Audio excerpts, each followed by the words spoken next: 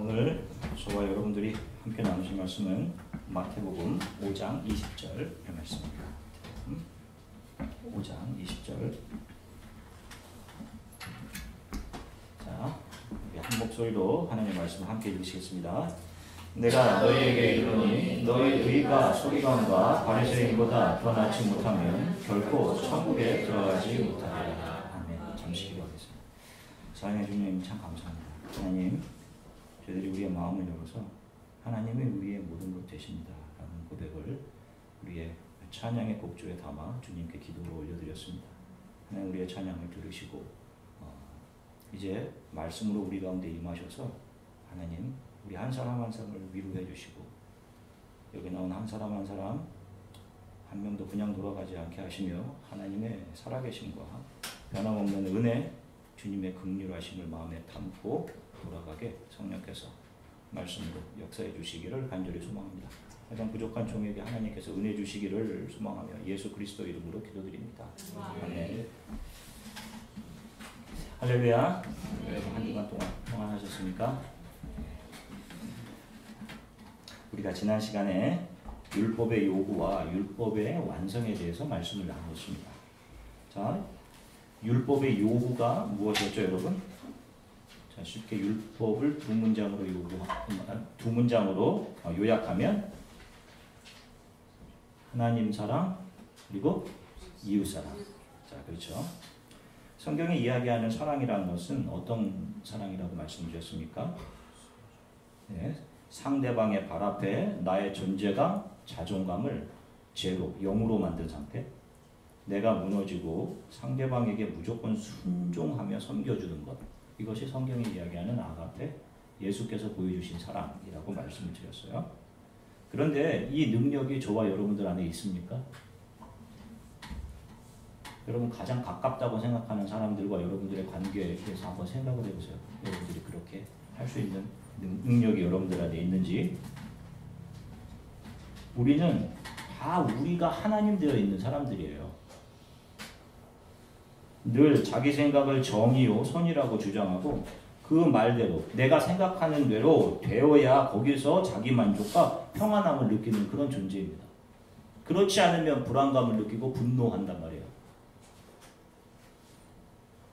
지금 여기서 예배드리는 저와 여러분들 그리고 이 세상 밖에 있는 사람들, 하나님을 모르는 사람들이 다 똑같아요, 여러분. 우리가 무슨 특별한 사람들이 아닙니다.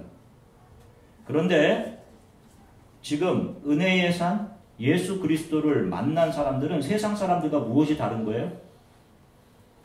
예수를 바라보니, 예수 앞에 서서 나를 바라보니까 나의 교만, 내가 지금까지 하나님 돼 있었던 나, 자신의 선, 이것이 다 자기의 가치를 증명하려고 하는 왜곡되고 기만적인 선이었고 정이었음이 예수 앞에 낱낱이 드러나서 그 나의 높아진 그것들이 산산이 무너지고 예수 그리스도의 발 앞에 엎드려서 내가 죄인입니다. 내 안에 선한 것이 하나도 없습니다. 내가 가지고 있던 이 왕관을 주 앞에 넘겨드립니다. 저는 어떻게 해야 합니까? 하는 자들이 크리스천인 거예요. 바로 이 점에서 세상 사람들과 우리가 다른 겁니다. 주의 발 앞에 엎드려 자신의 죄성을 인정하고 가슴 아파하며 주 예수의 도움을 구하는 자들이 크리스천인 거예요. 무슨 어떤 더 많은 어떤 행동들, 업적들 쌓는 자들이 크리스천이 아닌 거예요. 그런 사람들은 이 세상에 얼마든지 더 많아요. 자기의 의가 여전히 시퍼렇게 살아서 그런 의로 자기를 선하다고 하면서 다른 사람들을 판단하고 재단하고 있으면 그 자신의 생각과 추구가 정의이고 선이라고 하고 있으면 그는 아직도 예수라는 산, 예수라는 절대 의를 만나지 못한 거예요. 그 예수가 나에게 주신 은혜가 무엇인지를 모르는 겁니다. 자, 오늘은 예수님께서 말씀하시는 바리새인보다 나은 의라는 게 도대체 무엇인지, 너희가 바리새인보다 낫지 않으면 결단 천국에 들어가지 못할 것이다 라고 말씀하셨는데 이것이 무엇인지를 좀 살펴보겠습니다. 우리가 지금 성경에 대한 지식을 가지고 바리새인들을 정의하고 있기 때문에 우리가 예수님께서 그들을 정죄하신 것과 똑같은 눈으로 그들을 바라보고 있어요. 그래서 바리새인 하면 그들은 겉과 속이 다른 자들, 이중인격자들 이런 생각을 하지만 당시 바리새인들은 세상 사람들로부터 주위 사람들로부터 존경을 받는 율법을 가르치고 실천하는 랍비 선생님들이었습니다. 그러니까 조금 더 쉽게 말하면 우리 조선시대의 선비, 훈장님 이런 분들이었어요. 그 삶이 그들의 말과 삶이 일치해서 아주 고귀하게 보이면 이렇게 살아가는 자들. 그런 사람들이 당시에 바리새인들이었단 말입니다. 그런데 오늘 예수님은 그렇게 존경받았던 그들의 선, 그들의 의, 그들의 삶을 능가해야지만 천국에 들어갈 수 있다라고 말씀하세요. 이거 어렵죠? 천국에 들어가기가 이러면. 그래서 물론 성경은 낙타가 바늘귀로 들어가는 것만큼 어렵다는 말도 한단 말이에요. 그거는 나중에 살펴보겠습니다. 그런 의미들은. 자, 그럼 도대체 여기서 말하는 그 의는 무엇인가를 살펴볼게요. 자, 하나님께서 이스라엘 백성들에게 주신 모든 율법 조항을 10개로 요약해 놓은 것이 10계명입니다. 그죠? 이 10계명 중에 첫 번째부터 5번째까지의 조항은 하나님과 부모에 대한 조항이에요. 인간관계에 있어서 수직적인 조항들입니다. 첫 번째부터 5번째까지가 반이 수직적인 조항이에요. 우리보다 위에 있는. 자, 그런데 이 첫 번째부터 5번째까지 이 수직적인 조항들에는 부연이나 설명이 붙어 있어요. 여러분들이 이제 10계명을 잘 살펴보시면 출애굽기 20장에 나와 있는 설명이 붙어 있습니다. 안식일에 대한 규정에도 어떻게 해라 이런 규정들이 다 있단 말이에요. 하나님의 이름을 망령되이 일컫지 마. 어떻게 이렇게 부연 설명이 써 있어요. 그런데 6계명부터 10계명까지 수평적인 규정, 이웃에 관한 규정은 그 어떤 설명도 붙어 있지 않아요. 부연 설명.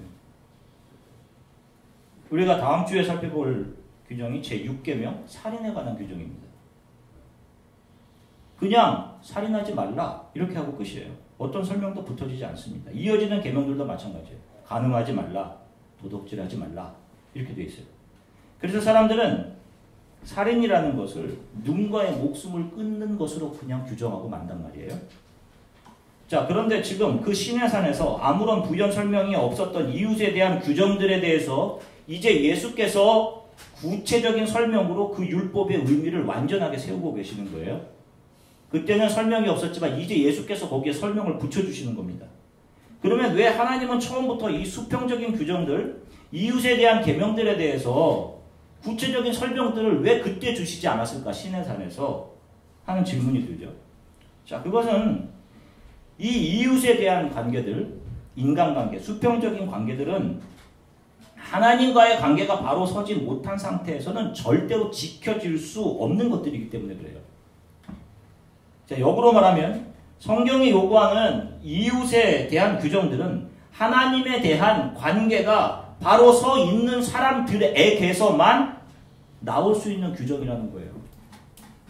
그러니까 철저하게 이웃에게 순종하고 순복하고 내 아내, 내 남편, 내 자녀, 내 부모, 내 교회 식구들에게 철저하게 순복할 수 있는 사람들은 어떤 사람들이에요? 뭐가 전제되어 있는 거예요?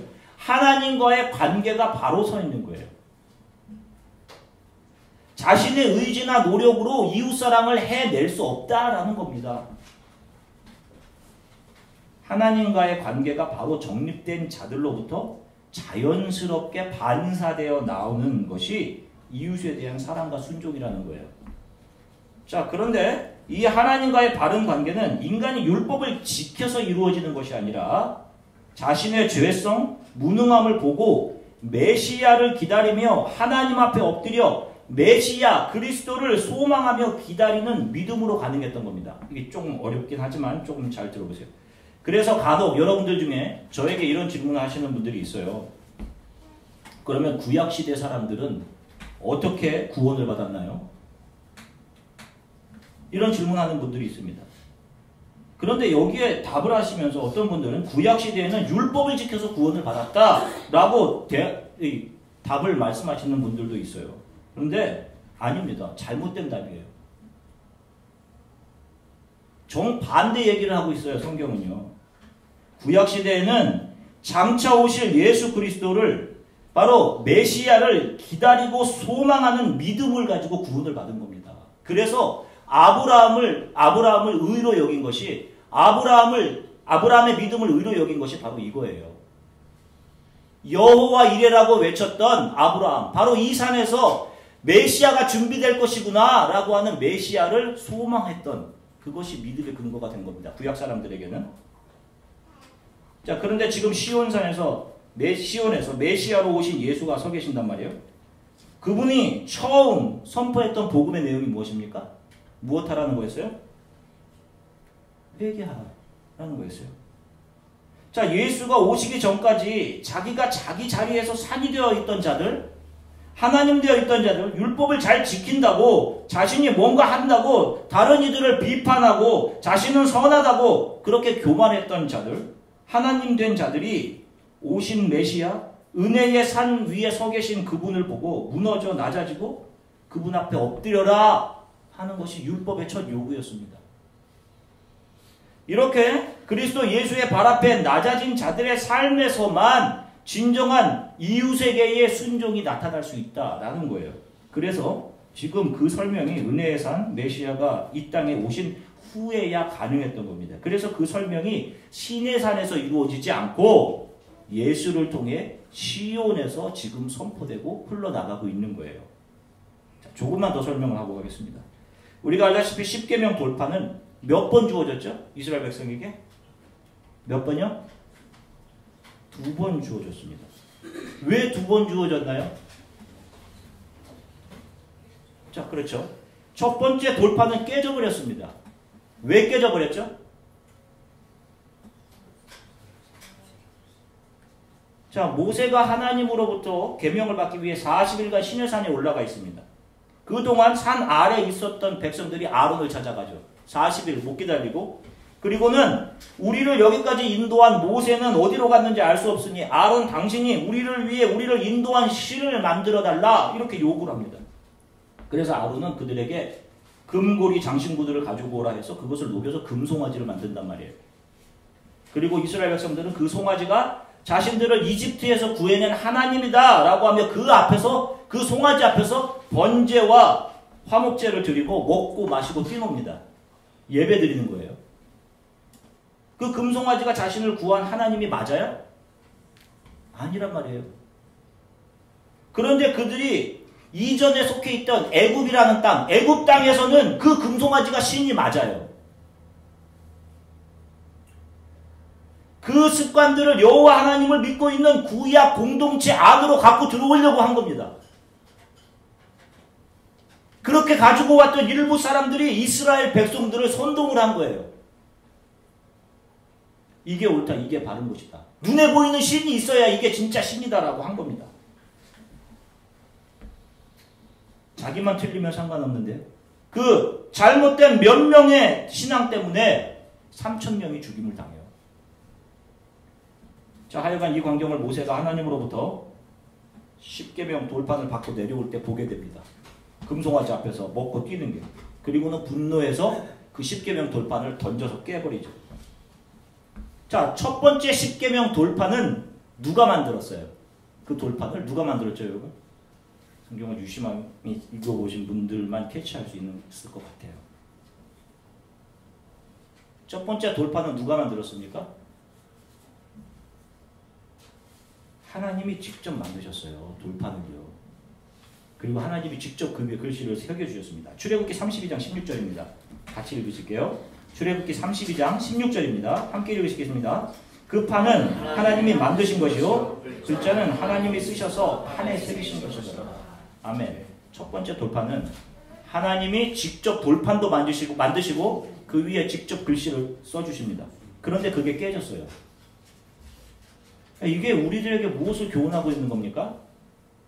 인간은 절대로 그들의 노력이나 그들의 의지로 율법을 지킬 수 없는 자들임을 성경이 드러내서 보여주고 있는 거예요. 그래서 율법이 던져져서 깨지는 겁니다. 이렇게 금송아지 앞에서 그들은 율법을 지킬 수 없는 자들임이 드러나는 거예요. 그래서 하나님은 이 백성들을 다 죽이겠다라고 하십니다. 율법이 파기되는 거죠. 자, 보세요. 그게 출애굽기 32장 9절부터 10절입니다. 함께 읽으실게요. 출애굽기 32장 9절부터 10절입니다. 여호와께서 또 모세에게 이르시되 내가 이 백성을 보니 목이 뻣뻣한 백성이로다. 그런즉 내가 하는 대로 두라. 내가 그들에게 진노하여 그들을 진멸하고 너를 큰 나라가 되게 하리라. 아멘. 자 보세요. 이스라엘 백성들에게 사형 선고를 내리십니다. 이걸 다 죽이겠다. 자 그런데 이렇게 사형 선고를 받은 이스라엘 백성과 하나님 사이에 누가 서요? 모세가 섭니다. 그리고 그가 그 하나님께 간구를 하는데 그 기도의 내용을 보세요. 출애굽기 32장 30절서부터 32절입니다. 함께 읽으실게요. 출애굽기 32장 30절부터 32절. 이튿날 모세가 백성들에게 이르되 너희가 큰 죄를 범하였도다. 내가 이제 여호와께로 올라가노니 혹 너희를 위하여 속죄가 될까 하노라 하고 모세가 여호와께로 다시 나아가 여짜오되 슬프도소이다. 이 백성이 자기들을 위하여 금신을 만들어 싸우니 큰 죄를 범하였나이다. 그러나 이제 그들의 죄를 사하시옵소서. 그렇지 아니하시오면 원하건대 주께서 기록하신 책에서 내 이름을 지워버려 주옵소서. 아멘. 보세요. 지금 모세가 뭘 하고 있어요? 자신의 목숨을 담보 삼아서 자신의 이름을 생명책에서 지워버리시더라도 이 백성들을 진멸하지 마시고 이 백성들을 살려주십시오라고 기도하잖아요. 그리고 하나님께서 이 모세의 기도를 들어주신단 말이에요. 이게 뭐예요? 대속입니다. 그죠? 이 하나님의 두려움을 경험한 이스라엘 백성들에게 하나님께서 다시 두 번째 십계명을 주세요. 그런데 이번에는 그 돌판을 하나님이 직접 만들지 않습니다. 출애굽기 34장 1절입니다. 함께 읽으시게요. 출애굽기 34장 1절. 여호와께서 모세에게 이르시되 너는 돌판 돌을 처음 것과 같이 다듬어 만들라. 내가 깨뜨린 처음 판에 있던 말을 내가 그 판에 쓰리니. 아멘. 자 보세요. 첫 번째와 두 번째 뭐가 다르죠? 두 번째 받게 되는 돌판은 누가 직접 만들어요? 모세가. 내용은 똑같은데 백성들을 위해 자신의 목숨을 담보했던 모세가 돌판을 자기 손으로 직접 만들어요. 자, 뭔가가 연상이 되지 않으세요? 자, 그리고 모세가 준비한 이 돌판에 하나님께서는 십계명을 새겨주시고, 그리고 이것이 하나님의 임재의 상징인 법궤의 뚜껑, 시은소. 내가 거기서 너희들을 만나겠다라고 하신 법궤의 뚜껑, 시은소. 바로 그 시은소 판 아래에 이 두 번째 돌판이 들어가게 되는 거예요. 그 안에서 짐승들의 피가 그 시은소 위에 뿌려질 때마다 이 십계명 돌판이 구속의 피로 젖어지게 되는 겁니다.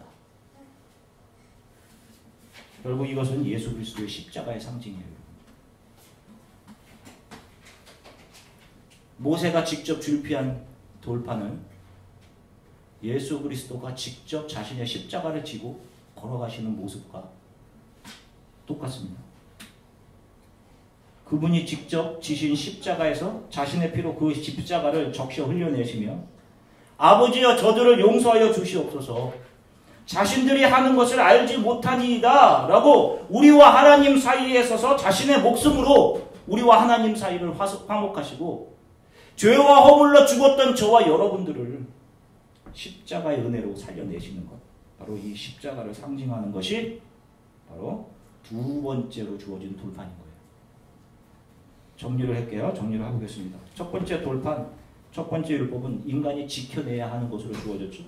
그런데 그 법 안에서 인간들이 금송아지를 만들고 그것들이 자신들이 하나님이라며 거기 절하고 놀고 마시고 그러면서 그 율법은 땅에 던져져 깨어지고 맙니다. 이것으로 인간은 하나님으로부터 온 율법을 지킬 수 없음이 드러나는 거예요. 인간의 죄성, 그 어느 것으로도 고쳐질 수 없는 인간의 악한 교만함, 언제 어디서든지 자기 자신을 절대화할 수밖에 없는 그 죄성이 첫 돌판의 깨짐으로 드러난 겁니다. 두 번째로 이스라엘 백성들에게 주어진 돌판은 하나님으로부터 사형 선고를 받은 이스라엘 백성들을 자신의 생명을 담보로 중지한 모세가 직접 만든 돌판 위에 하나님이 새겨주시죠. 두 번째 돌판은 인간 스스로 지켜내야 하는 규율로서의 법이 아닌 이미 누군가 그 법을 받는 사람들의 사형 선고를 자신의 생명으로 막아서는 것이 전제되어 있는 법이에요. 그래서 두 번째 주어진 법에는 예수 그리스도의 십자가 은혜가 선제되어 있는 것이고 이것이 은혜의 법이 되는 겁니다.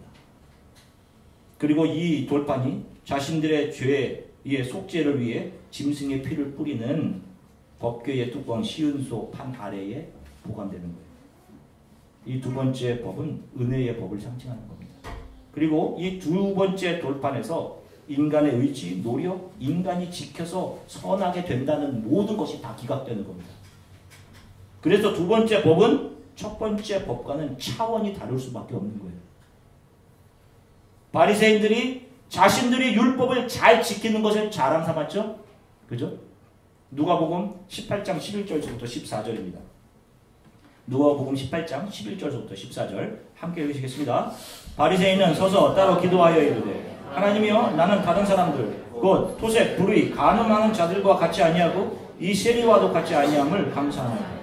나는 일에게 2번씩 금식하고 또 소득의 11조를 드리나이다 하고 세리는 멀리 서서 감히 눈을 들어 하늘을 쳐다보지 못하고 다만 가슴을 치며 이르되 하나님이여 불쌍히 여기소서 나는 죄인이로소이다 하였느니라.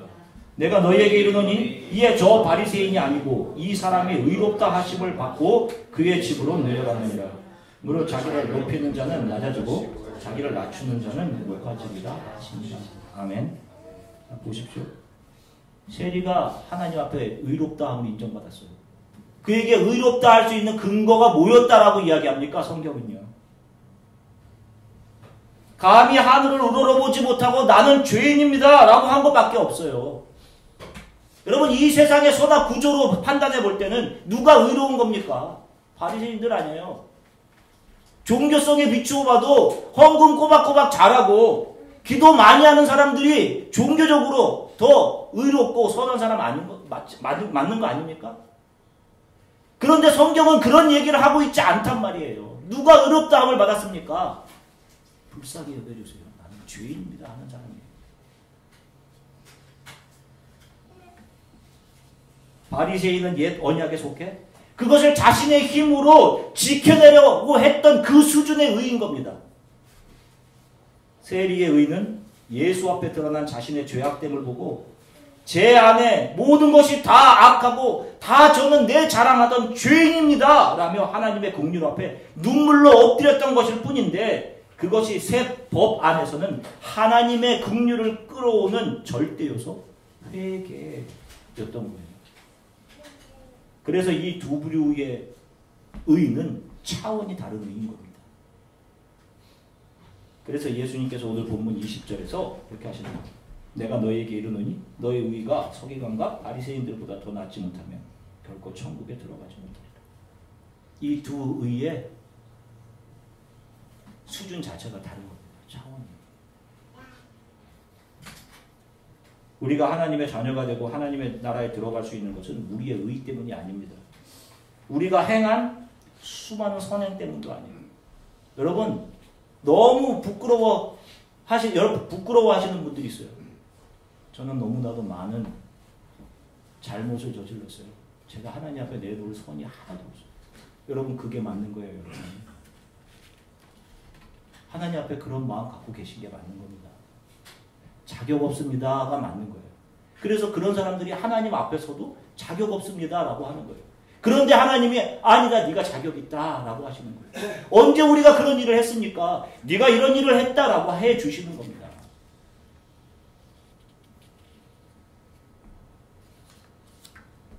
예수 그리스도를 모르는 사람들은 열심히 선을 행해서 구원에 이룰 수 있다라고 할 수 있어요. 그것은 다른 종교들이 담아내는 내용들입니다. 그러나 성경은 예수를 그리스도로 믿는 우리는 우리의 구원이 예수를 믿음으로 그분이 나와 하나님 사이에 서셔서 십자가를 세워 자신의 생명을 내어주시고 나를 살려내셨다는 사실을 믿음으로 그 예수가 나의 중보자임을 내게 새 생명을 주신 전능하신 하나님이심을 믿는 믿음으로 구원에 이르는 거예요. 그 예수의 발 앞에 엎드려서 감사합니다. 이 죄인을 은혜로 받아주셔서 감사합니다 하는 자들이 자신의 과거, 눈으로 드러나는 지금 삶의 모습들, 수많은 실수들, 이 세상에서 다른 사람들이 그를 어떻게 불러주든 상관없이 그는 하나님의 자녀인 것이고 영원한 생명, 천국은 바로 이러한 자들에게 값없이 은혜로 주어지게 되는 거예요. 나를 하나님 앞에 무릎 꿇게 하시는 하나님의 능력이 열심히 나를 이웃사랑으로 이끌고 가는 것이고 나의 모든 것을 다 내어주어서 나의 자존감, 내 자랑을 제로로 만들어 다른 사람을 100% 순종하게 만드는 것이 바로 여기에서 나오는 거예요. 그러니 오늘 이 복음을 이해하고 아멘 하는 사람들만 이웃사랑을 내 삶에서 내놓을 수 있는 겁니다. 여러분. 내 행동으로 뭐 좀 도와주고 한다고 해서 이웃사랑이 되는 게 아니에요. 사랑하는 주안의 교회 성도 여러분, 바른 복음 위에 서십시오. 제가 여러분들에게 해드릴 수 있는 건 이것밖에 없어요.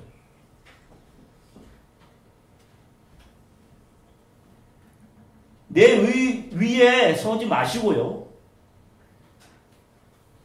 주 예수 앞에서 높아신 나의 교만, 나의 의, 내 정의, 그것이 얼마나 보잘것없는 것임을 좀 예수 앞에서 여러분들이 좀 바라보십시오. 여러분들이 날마다 그렇게 되기를 좀 소망해요. 하나님은 성령을 통해 우리의 죄의 깊이가 1만 달란트의 깊이임을 보여주시는 겁니다. 이걸 제가 어떻게 갚습니까? 12조에서 24조가 되는 금액이에요. 1만 달란트 빚진 자. 이걸 제가 어떻게 갚아요? 그리고 그 죄를 덮어내시는 하나님의 은혜가 1만 달란트임을 역시 보게 하시는 거예요. 그래서 나에게 100데나리온 빚진 자들이 그 빛으로 보이지 않는 거예요. 그것이. 쉽게 다른 사람들을 판단하는 사람들 되지 마십시오. 은혜를 모르기에 자신이 하나님 자리에 올라가 있는 것이에요. 여러분들 과거에 어디서 신앙생활 하셨는지 지금 중요하지 않아요. 그러나 이제 주안의 교회를 통해서 하나님의 복음을 듣게 되었다면 여러분 그 복음 위에 서시면 돼요.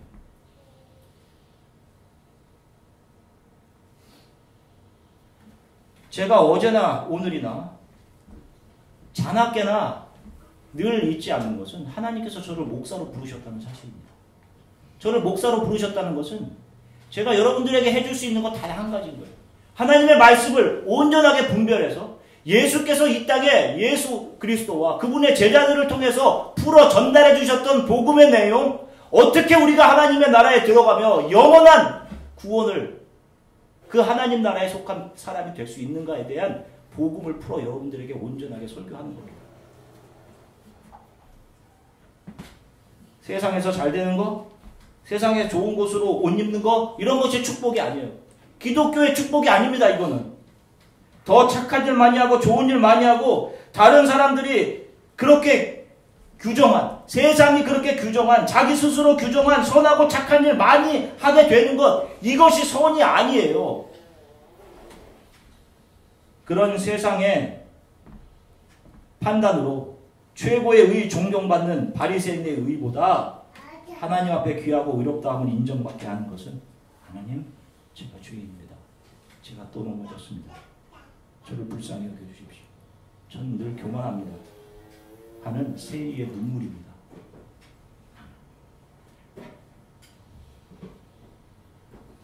주 예수의 발 앞에 더 나의 자아를 끌어 엎드리는 자들이, 자신을 신뢰할 수 없다고 주의 도움을 구하는 자들이 하나님 앞에 더 귀하며 의로운 자들이며 복 받은 자들이에요. 그래서 우는 자들이 복된 겁니다. 날마다 더 겸손해지셔 가십시오. 매일 내 생각과 내 뜻과 내 의지가 주 예수의 발 앞에 내려놓아지고, 주님, 연약한 저를 도와주십시오. 오늘 또 넘어졌습니다.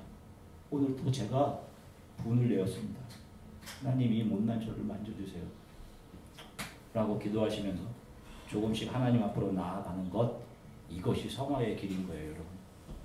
여러분들에게 좋은 화려한 결과들이 많지 않아도 돼요. 세상이 불러줘도 좋은 곳으로 옷 입지 않으셔도 됩니다.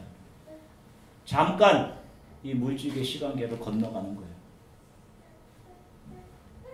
한 주간도 겸손과 하나님의 발 앞에 엎드려지는 삶을 여러분들이 살아가시길, 저도 또 그렇게 여러분들 격려하며 기도하며 또 살아가길 주 예수 그리스도의 이름으로 간절히 축원합니다. 잠시 기도하겠습니다. 하나님, 저는 늘 교만합니다. 내가 배우고 내가 경험한 것들이 늘 옳다고 생각하는 고집 많은 사람입니다. 그러는 사이 예수의 은혜 안에서 점점 멀어져 가고 있습니다. 다른 이들을 향한 긍휼도 메말라가고 있습니다. 주님, 저는 늘 저만 생각합니다. 나만 옳다고 주장합니다. 주님, 저를 긍휼히 여겨주십시오. 세상의 좋은 곳으로 나를 채워가는 것보다 주 앞에 더 엎드려 눈물 흘리는 자 되게 해주십시오. 주를 긍휼히 여겨주십시오. 제게 가장 귀한 것은 주를 알아가는 것, 주 예수와 동행하는 것, 그리고 언젠가 영광스러운 모습으로 하나님 앞에 서게 되는 것입니다. 이것이 전부입니다. 하나님, 이걸 저를 도와주십시오. 하나님의 온전한 복음 위에 그것이 나를 불편하게 하고 거부하게 하더라도 그 온전한 하나님 말씀 복음 위에 제가 서 있게 해주십시오. 우리